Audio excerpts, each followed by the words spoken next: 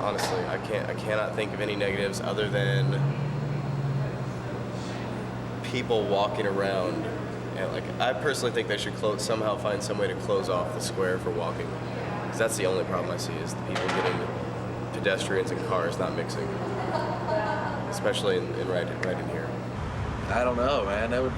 They got the 2 a.m. I don't see it being a positive thing. The 2 a.m. I mean, I think it would all depend. Now, the college may repeal it, because of the simple fact that they see grades going down dramatically, because everybody's all messed up from the day before or something. I don't know. I think having a curfew on things kind of puts things in order. It's just letting people have too much leniency, and some of these kids are straight from the parents' house. Freedom, too much freedom. I don't see a whole lot of good coming from it. Yeah, I see the city maybe coming back with it and saying, no, I think we messed up, but I don't know if it's indefinite, or maybe they just are checking it out for a year or two, just to see how things will go. My opinion on the new hours is it's great. I can party for like a long time, 2 hours plus than what I could do before. It is great. Like, it's really great. It's great. Like, I don't know, like, I can say great like 10 times. I see more positives. I don't see a lot of negatives. I think the positives is that people can sit down and relax and enjoy a drink instead of having a limited amount of time and feeling that they need to drink faster.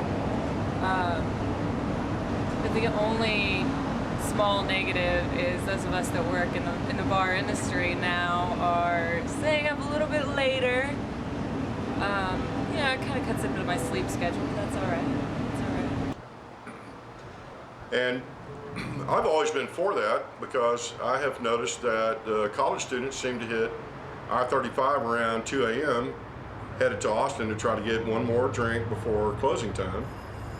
And so I've always thought that maybe it would be a good idea for the city of San Marcos to allow sales of alcohol till 2 a.m.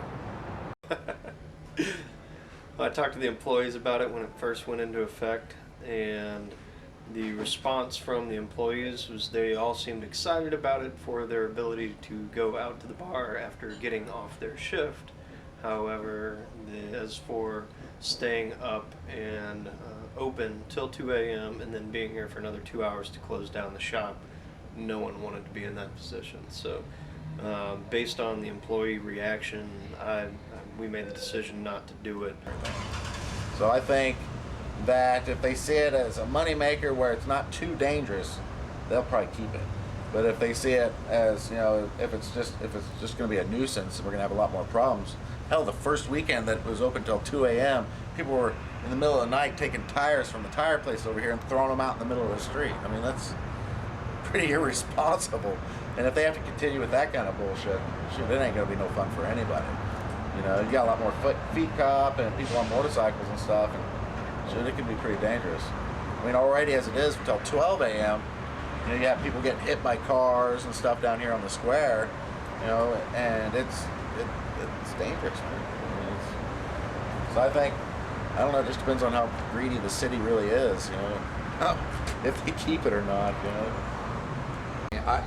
You'd have to see a massive upswing in DWI-related fatalities or something like that to show, and for it to be correlated exactly to 2 a.m. is, well, it's difficult, and there will be people out there, as the people that supported 2 a.m. will be out there to debunk whatever information comes down the pike. I mean, recently the police chief, I believe, said that one of the reasons that we're catching so many other people for DWIs is that we've got more cops on the street because of the 2 a.m. I said, well, it's a valid point. If you'd had that many cops working downtown before 2 a.m., would you have caught the same number?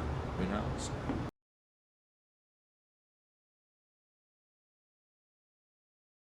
San Marcos Police Chief Howard Williams says that some of the increase in numbers is actually because of issues related to 2 o'clock, but that he thinks a lot of the increase is related to the police's own self-initiated activity, because they are simply paying a lot more attention to the issues out there.